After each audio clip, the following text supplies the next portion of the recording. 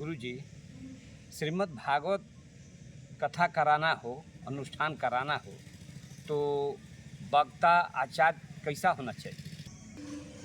प्रश्न तो आपका बड़ा ही उत्तम है और कल्याणकारी है।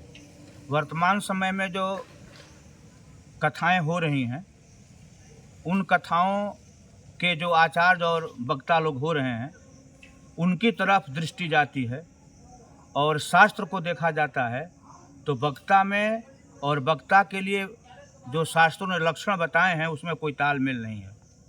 खैर, उन लोगों के संबंध में हमको कुछ कहना नहीं है, लेकिन मैं भारतवर्ष के तमाम धर्मानुरागी सज्जनों से निवेदन करूंगा कि यदि आप लोगों को भागवत की कथा करवानी है, श्री राम कथा करवानी है अथवा कोई भी अनुष्ठान कराना हो तो आप वक्ता का चयन करें जिस वक्ता को शास्त्र कहता है, पुराण कहता है कि ऐसा ही वक्ता होना चाहिए, उसी तरह का वक्ता का चयन करें। इसमें हम श्रीमद् देवी भागवतम और भागवत महापुराण 2 ग्रंथों को कोट कर रहे हैं, आप उसे ध्यान से सुनिए।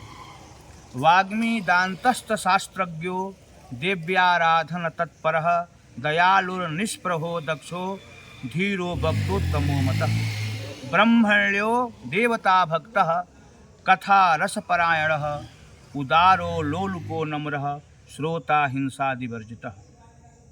सबसे पहला तो यह देखना चाहिए कि जिसे हम आचार्य बना रहे हैं वह जाति से, कर्म से, व्यवहार से, आचार से, विचार से, सदाचार से, सब तरह से वो ब्राह्मण हो। किसी भी तरह का नशा न करता हो, भक्ष्य या भक्ष का सेवन न करता हो, असत्य संभाषी न हो, वेद शास्त्र और पुराणों का एक ठीक ज्ञान रखने वाला संपूर्ण वेदनिष्ठ सदाचारी ब्राह्मण। और उस वक्ता को चाहिए कि कर्तव्यम क्षौर कर्मादि चतो नियम कल्पयेत। केवल वक्ता को ही नहीं, जो कथा करवाने वाला जजमान है और जो कथा कहने वाला वक्ता मतलब आचार्य है, दोनों को मुहूर्त दिवसादर्वाद वक्त्री श्रोत्रादिभिर्जनैः कर्तव्यम क्षौर कर्मादि ततो नियम कल्पयेत। वक्ता और श्रोता दोनों क्षौर कराएं, सिर का बाल मुड़ाएं, दाढ़ी वगैरह सब मुड़वा दे। ये नहीं कि कलमी करवा लें, जुल्फी बढ़ा लें, बड़े बड़े बाल बढ़ा लें, उसको रंगवा लें और ब्यूटी पार्लर में से सज धज करके निकलें। ऐसे वक्ता का हमारे पुराणों में कोई स्थान नहीं है। ऐसे जो लोग वक्ता हैं उन्हें यह बताना चाहिए कि पुराण के किस नियम से इस तरह का वेशभूषा धारण करके वो व्यास गद्दी पर बैठ करके कथा प्रवचन कर रहे हैं। यह जो हमने आपको बताया श्रीमद् देवी भागवतम में, श्रीमद् भागवत महापुराण का अगर लीजिए तो इसमें भी लिखा हुआ है वक्त्रा क्षौरम प्रकर्तव्यम दिनादर्वाग व्रताप्ते। जिस दिन कथा प्रारंभ करनी है उस मुहूर्त के पहले ही वक्ता को क्षौर करा लेना चाहिए। बिना क्षौर कराए व्यास बीष्ट पर बैठ करके कथा कहने का अधिकार नहीं है। यही श्रीमद् भागवत आदि पुराणों का कथन है, जिसका पालन भारतवर्ष में नहीं हो रहा है। और यह पद्म पुराण की बात है जिसमें भागवत का महात्म बताया गया है। ये 6ठे अध्याय में देख लेना चाहिए।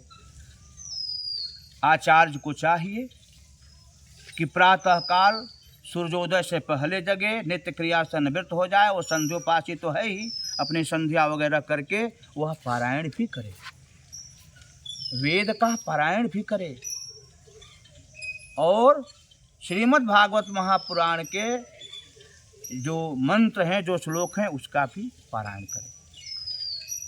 तो यह निश्चित हो रहा है कि ब्राह्मण हो, सदाचारी हो, शास्त्रों का ज्ञाता हो, विचक्षण हो, श्री वैष्णव हो, दृष्टांत में कुशल हो, धीर हो, अस्त्रैण हो, निर्लोभी हो, लोलुप न हो, त्यागी हो, तपस्वी हो, सदाचारी हो, ऐसा ब्राह्मण क्षौर करा करके और शुद्ध सात्विक तपोमूर्ति वेदनिष्ठ ब्राह्मण को आचार्य बना करके भागवत कथा का श्रवण करना चाहिए। और 7 दिनों के लिए दोनों आचार्य और जजमान दीक्षित हो जाएं, जजमान भी क्षौर कराए और नियमानुसार कथा का पारायण और श्रवण करें तो भागवत आदि कथा पुराण आदि का जो पाठ पारायण होता है उसका फल जजमान को भी मिलता है और आचार्य को भी मिलता है।